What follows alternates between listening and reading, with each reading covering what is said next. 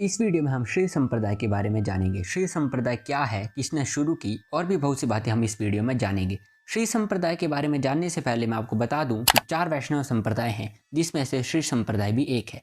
एक प्रामाणिक संप्रदाय हमें पूर्ण रूप से ज्ञान प्रदान करती है। संप्रदाय एक तरह का विद्यालय है जो शास्त्रों के आधार पर हमें भगवान के बारे में बताता है। तो चलिए अब हम श्री संप्रदाय के बारे में बात करते हैं। आप में ऐसे बहुत से लोगों ने स्टैचू ऑफ इक्वालिटी के बारे में सुना होगा। तो ये स्टैचू आखिर है किसका? ये है रामानुजाचार्य जी का, और रामानुजाचार्य जी ही श्री संप्रदाय के प्रमुख आचार्य हैं। श्री संप्रदाय माता लक्ष्मी द्वारा शुरू हुई है और वही श्री संप्रदाय की शुरुआत करने वाली है। इस धरती पर श्री संप्रदाय को आगे ले जाने में नाथ मुनि जी का बहुत बड़ा योगदान रहा है। नाथ मुनि जी से पहले श्री संप्रदाय में 12 अलवार हुए थे जो भगवान के भजन गाया करते थे, लेकिन ये सारे भजन किसी कारण से गायब हो गए थे।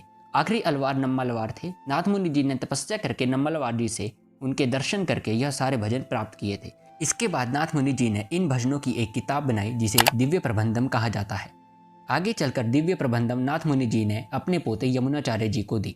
इसके बाद यमुनाचार्य जी ने भी कई किताबों की रचना की, जिसमें सिद्धित्रयम, मायावाद खंडनम और स्तोत्र रत्न मुख्य है। इन तीनों किताबों में यमुनाचार्य जी ने श्री संप्रदाय की फिलॉसफी दी है, लेकिन यमुनाचार्य जी ने वेदांत सूत्र और वेदों पर कमेंट्री नहीं लिखी थी। फिर आगे चलकर रामानुजाचार्य जी ने वेदांत सूत्र पर कमेंट्री लिखी, जिसको श्री भाष्य के नाम से जाना जाता है।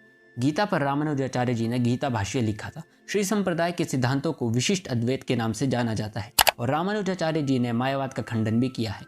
आगे चलकर श्री संप्रदाय 2 हिस्सों में बंट गई। ये रामानुजाचार्य जी के जाने के बाद हुआ। श्री संप्रदाय 2 हिस्सों में बंट गई, तेनकलाई और वड़कलाई। यह लड़ाई इसलिए हुई क्योंकि तेनकलाई वालों का मानना था कि दिव्य प्रबंधम ज्यादा जरूरी है, क्योंकि दिव्य प्रबंधम के आधार पर यमुनाचार्य जी ने अपनी किताब सिद्धित्रयम और मायावाद खंडनम लिखी थी, और यमुनाचार्य जी की किताबों से रामानुजाचार्य जी ने अपना सिद्धांत बनाया था। वहीं दूसरी ओर वड़कलाई वाले वेद और वेदांत सूत्र को ज्यादा जरूरी मानते थे। तो इस कारण लड़ाई शुरू हुई थी। ये लड़ाई इतनी बढ़ गई थी कि दोनों ने यहाँ तक अपना अपना तिलक भी बदल लिया था। दक्षिण भारत में आज भी श्री संप्रदाय के बहुत से भक्त मिलते हैं, और दक्षिण भारत के बहुत से मंदिर श्री संप्रदाय के भक्तों द्वारा ही चलाए जाते हैं। श्री संप्रदाय को आगे ले जाने में रामानुजाचार्य जी का बहुत बड़ा योगदान रहा है, और वैष्णव सिद्धांत की स्थापना करने में भी रामानुजाचार्य जी का बहुत योगदान है।